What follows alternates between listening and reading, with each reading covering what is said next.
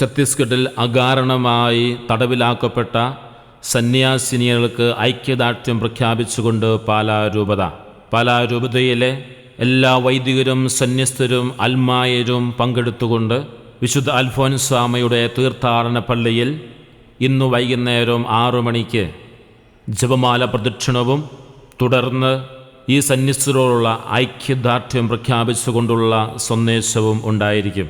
ആയതിലേക്ക് പാലാ രൂപത അധ്യക്ഷൻ അഭിവന്യ ബിഷപ്പ് മാർ ജോസഫ് കല്ലറങ്ങാട്ട് പിതാവ് വിശ്വാസികൾക്ക് നൽകിയ കത്ത് ചുവടെ ചേർക്കുന്നു. ഛത്തീസ്ഗഡ് സംഭവം പ്രേക്ഷിത രംഗത്തുള്ള നമ്മുടെ സഹോദരങ്ങൾക്ക് അടുത്ത കാലത്തായി അനുഭവിക്കേണ്ടി വന്നിട്ടുള്ള നീതി നിഷേധത്തിൻ്റെ വേദനിപ്പിക്കുന്ന തെളിവുകളാണല്ലോ.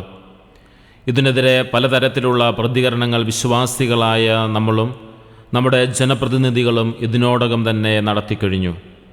നമ്മുടെ രൂപതയുടേതായ ശക്തമായൊരു പിന്തുണ ഛത്തീസ്ഗഡിലെ നമ്മുടെ സഹോദരങ്ങൾക്ക്, വിശിഷ്യ അവിടെ ജയിലിൽ കഴിയുന്ന നമ്മുടെ സമർപ്പിത സഹോദരിമാർക്ക് രൂപത എന്ന നിലയിൽ നാം അറിയിക്കേണ്ടതുണ്ട്. അതിനായി ഇന്ന് ബുധനാഴ്ച വൈകുന്നേരം 6 മണിക്ക് ഭരണങ്ങാന വിശുദ്ധ അൽഫോൻസ തീർത്ഥാടന പള്ളിയിൽ നിന്നും ഒരു ജപമാല പ്രദക്ഷിണം ആരംഭിച്ച് ഇടവക പള്ളി ചുറ്റി തീർത്ഥാടന പള്ളിയിൽ സമാപിക്കുന്നതാണ്. ജപമാലയുടെ 5 രഹസ്യങ്ങൾ കഴിയുമ്പോൾ ഫൊറോന പള്ളിയുടെ മോണ്ടളത്തിൽ വെച്ച് സന്ദേശം നൽകുന്നതാണ്. തുടർന്ന് ജപമാല ചൊല്ലിക്കൊണ്ട് തീർത്ഥാടന പള്ളിയിലേക്ക് പോവുകയും സമാപന ആശീർവാദം നൽകുകയും ചെയ്യുന്നു.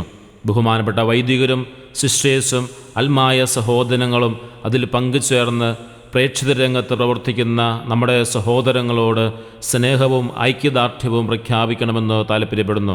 ബഹുമാനപ്പെട്ട വികാരിച്ചന്മാരും അസിസ്റ്റന്റ് വികാരിമാരും സ്ഥാപനങ്ങളുടെ ചുമതലയുള്ള അച്ഛന്മാരും തങ്ങളുമായി ബന്ധപ്പെട്ട പരമാവധി ആളുകളെ ഈ ജപമാല പ്രദക്ഷിണത്തിൽ പങ്കെടുപ്പിക്കണമെന്ന് താല്പര്യപ്പെടുന്നു.